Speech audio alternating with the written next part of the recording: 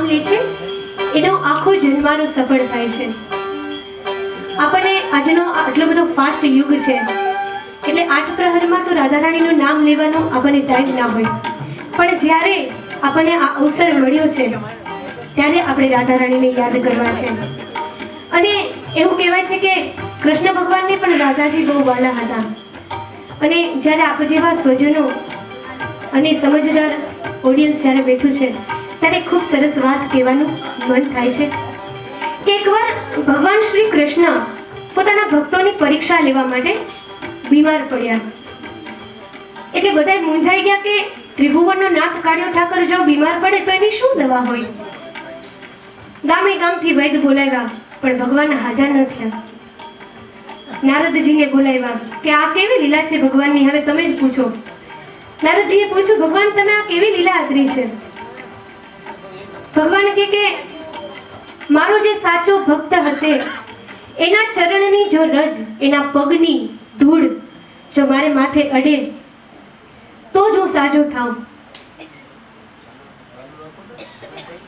પણ ભગવાનને જો આપણા ચરણની રજ માથે અડે તો આપણો નર્કમાં વાસ થાય. એટલે ભગવાને એમ કીધું કે શરત એક છે કે જેના ચરણની રજ મારે માથે અડશે એને નર્કમાં વાસ થશે. હવે તમારે સાચો ભક્ત ગોતવો હોય. નારદજીને કહે હવે તમારું કામ. નારદજી તો નીકળી પડ્યા. પહેલા વેલા ગયા રૂકમણીજી પાસે. કે ભગવાને એવું કીધું છે કે મારા સાચા ભક્તના ચરણની રજ જો મારે માથે અડે તો જ હું સાજો થઈશ. રૂકમણીજીએ પગ લાંબા કર્યા કે લઈ લ્યો, જો ભગવાન હાજર થતા હોય તો હું મારા ચરણની રજ દેવા તૈયાર છું. નારદજી કે પણ મેં હજી વાત અધૂરી કરી છે. ભગવાને એવું પણ કીધું છે કે જે લોકો એના ચરણની રજ મને આપશે એનો તો નર્કમાં વાસ થશે. રૂકમણજીએ પાછા પગ ખેંચી લીધા કે હું નહીં આપું.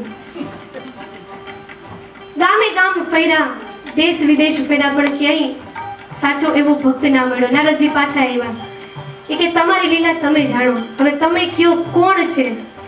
ત્યારે ભગવાને એવું કીધું કે તમે બરસાના જાઓ, ત્યાં રાધા છે અને રાધા મારા હાટું એક બહુ નહીં 7 બહુ નરકમાં જવા તૈયાર છે. અને ત્યારે નારદજી બરસાના ગયા અને રાધાએ પોતાના ચરણની રજ આપી અને ઈ ચરણની રજ કાળિયા ઠાકરને માથે અડી અને ભગવાન સાજા થઈ ગયા.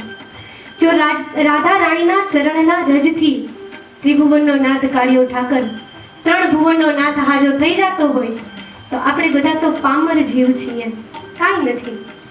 બસ એકવાર સાચા હૃદયથી આ રાધા રાણીને યાદ કરીએ તો આખો જન્મારો સફળ જાય એવું આ પદમાં કીધું છે.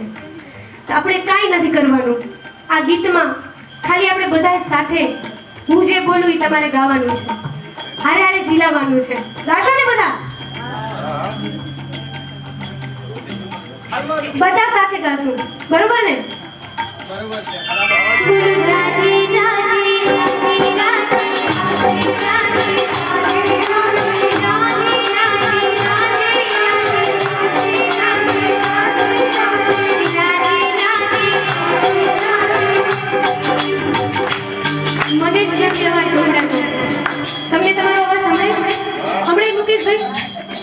બધાનો અવાજ સંભળાય? એવું કહેવાય કે અમારા કરતા તમે ઘણા બધા છો, તો આ માઇક છે અમારો 100 ગણો અવાજ વધારીને તમારા સુધી મોકલે. તો કદાચ અહીંયા 100 જણા તો બેઠા છે, તો માઇક જેટલો અવાજ તો આવવો જોઈએ તમારા બધાનો. અને આપણે આ કળજુગમાં ખાલી એક જ વસ્તુ ફ્રીમાં મળે છે, ભગવાનનું ભજન. એની પર કોઈ ટેક્સ નથી અને મફતમાં મળતું હોય ને એનો લાવો લૂંટી લેવાનો હોય જલ્દી. સાચી વાત છે ને?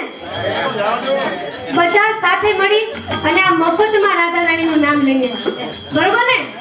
જોરદાર. અહીંયા નહીં પણ ઉપર બેઠા બેઠા કૃષ્ણ ભગવાન સાંભળવા જોઈએ કે વાહ મારા ભક્તો. બોલો રાધે